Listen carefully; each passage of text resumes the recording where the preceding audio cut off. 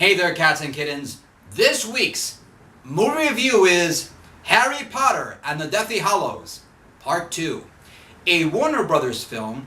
It's directed by David Yates and it stars Daniel Radcliffe as Harry Potter, Ralph Fiennes as Lord Voldemort, Michael Gambon as Professor Dumbledore, Alan Rickman as Professor Severus Snape, Rupert Grint as Ron Weasley, Emma Watson as Hermione Granger, Evanna Lynch as Luna Lovegood, Helena Bonham Carter as Bellatrix Lestrange, Tom Felton as Draco Malfoy, Bonnie Wright as Ginny Weasley, and Matthew Lewis as Neville Longbottom.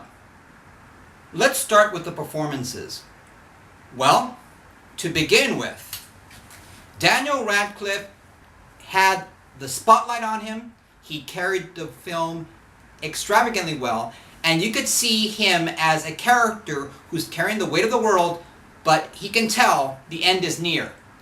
But there is a great certainty that he may die, and yet he doesn't flinch. He goes forth heroically.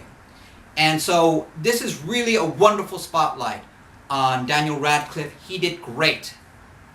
Emma Watson had some very, very nice moments, and I like the way that she came to the rescue in pivotal moments of the film, and yet she didn't overshadow the male characters. So I think she's a good role model for everyone in general, but also for women in general if you're looking for a positive female hero. So she did a great job. Now, interesting enough, Rupert Grint, there was less of a spotlight. He was more kind of in the background, but still, you know, he's very, very charismatic, and I think he did a great job. Now, wow, what can I say about Voldemort? This, you could feel that he was a wounded animal. He was backed up into a corner, and yet he was trying to convince himself and all his followers that, no, I am the master of the universe. I am in control. And yet you could sense a vulnerability there. A feeling that he really wasn't believing what he was saying. So in that sense, Ralph Fiennes really was great. And sometimes they say that a wounded animal is the most dangerous animal. So there was still that menace. And yet, again, that vulnerability really served them well. Helena Bonham Carter, crazy to the end. But when she gets her just desserts, you're really happy that she does. And she gets it from a character that you're rooting on to defeat her. So again, great job by Ms. Carter. Great job. Now, what about everyone else? Well, I think all the other supporting characters were really, really good. I like that Luna Lovegood really kind of stood up for herself and provided a crucial bit of information. And what can I say about Neville? Wow. Neville Longbottom. I thought it was great that they put a little bit of spotlight on him, and he was the unexpected hero that came out of nowhere. But that's the way it is in life. Sometimes you just heroes are abounding in the world. People you've never heard of who just suddenly stand up and do the right thing. So a wonderful performance there, and I think that Neville Longbottom is a welcome treat in this film. All right, so let's discuss the central theme of this film and how it's supported by both the music and the look of the film. Well, to begin with, throughout this film, it felt to me very somber and contemplative. The music reinforced this mood. Now, of course, there was exciting music during some of the action-packed sequences, but that to me was a very interesting choice, even at the end of the film. And don't worry, no spoilers, was the fact that the music kept being very, as I've mentioned, very contemplative, very pensive, a little bit of a slower pace to it.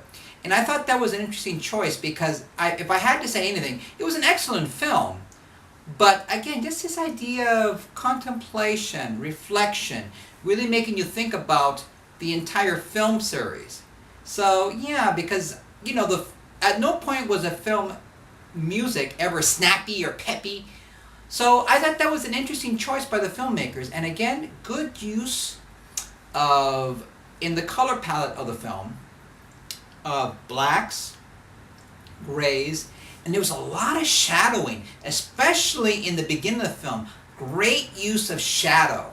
And so that was interesting. And yet, there was this one particular moment in which evil has been defeated and the sun comes out in its full brilliance. And I thought that was very nice, and it really caught my eye. And it really kind of sent forth the image, okay, the darkness is behind us. A new day has dawned. And I like that very, very much. I think, too, one of the nice themes I got from this film was the fact that when evil is defeated, it'll be through evil underestimating the common person.